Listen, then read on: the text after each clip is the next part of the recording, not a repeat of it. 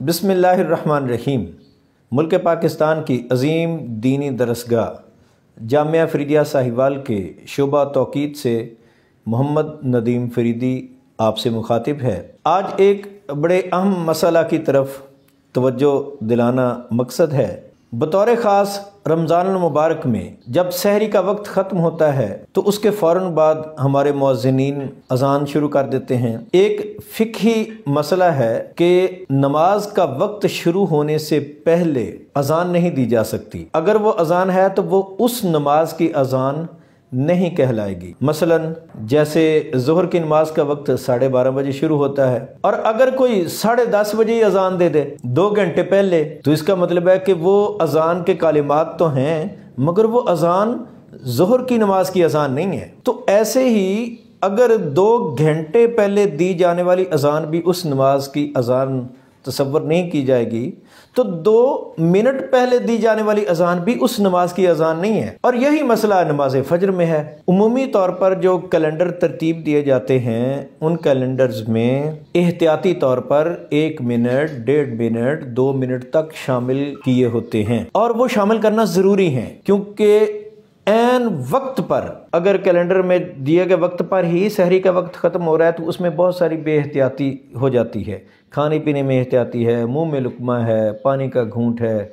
और दूसरी बात यह है कि वो इस तरह बिल्कुल ऐन वक्त हम दे भी नहीं सकते, क्योंकि जिस शहर के लिए वो नक्शा तरतीब दिया गया है वो शहर का फैलाव तो काफ़ी दूर तक है, 15-15 किलोमीटर, 20 किलोमीटर तक है।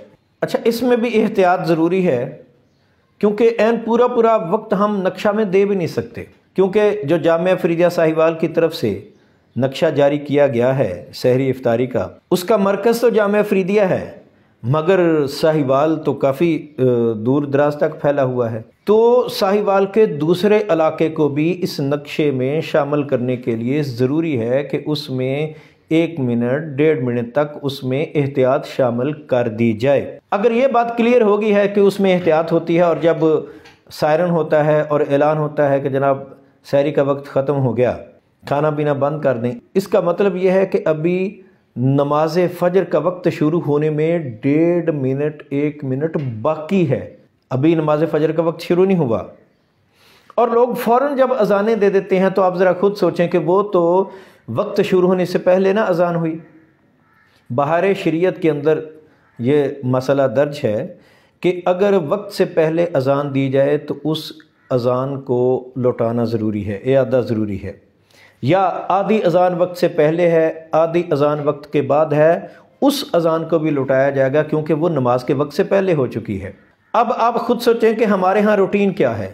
जो ही सायरन होता है फ़ौरन ही लोग अज़ानें देना शुरू कर देते हैं। तो ये कितनी बड़ी बेएहतियाती है कि जनाबे वाला नमाज का वक्त शुरू होने से पहले ही अज़ान आप शुरू कर रहे हैं और अज़ान को मुकम्मल कर रहे हैं। ये एहतियात बहुत ज़रूरी है। आप थोड़ी देर तवक्कुफ़ करें।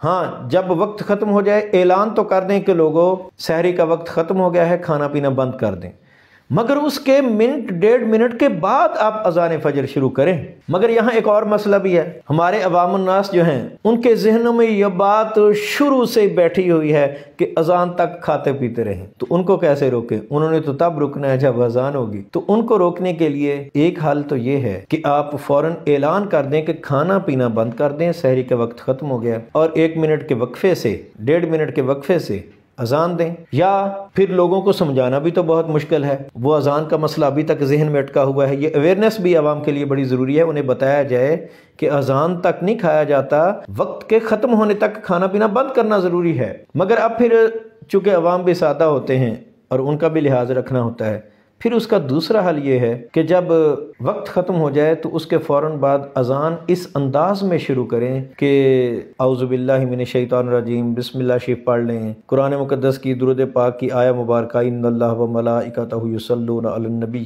ये पढ़ लें। फिर इसके बाद दुरूद व सलाम इतना पढ़ लें।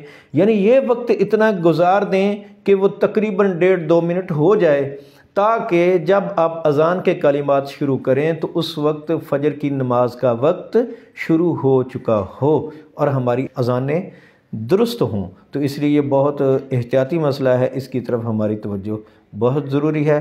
अल्लाह पाक हमें दुरुस्त आमाल की तरफ रहनुमाई फरमाए।